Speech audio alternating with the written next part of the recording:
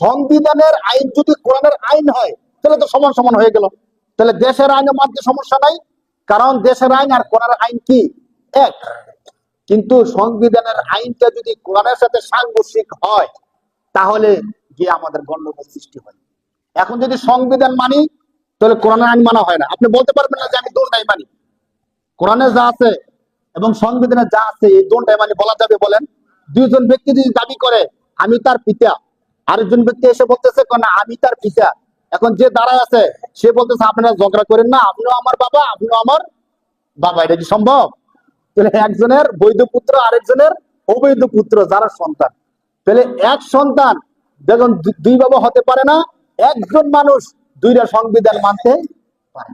এখন আমার কি, যদি আপনি বলেন যে আমি শুরুতে যেমন বলছিলাম রব্বুনা আল্লাহ, আমার রবকে, এবং মৃত্যু পর্যন্ত আমি যেই কথা বলছি এই কথার উপর অটল আছি, একটু খেয়াল করেন। যদি আপনি এই কথাটা সাহস করে বলতে পারেন যে আমি যখন বুঝছি মুসলমান হয়েছি তখন বলছিলাম আমার রবকে, একটু আওয়াজ করে বলেন, আল্লাহর নাম বলতে তো সমস্যা নেই।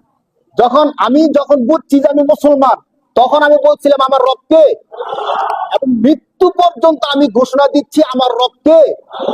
তাহলে আপনি বলবেন যে কোরআনের সাথে সাংঘর্ষিক আইন, সেটা সংবিধানে হোক যেখানে হোক, সে আইন আমি মানি না।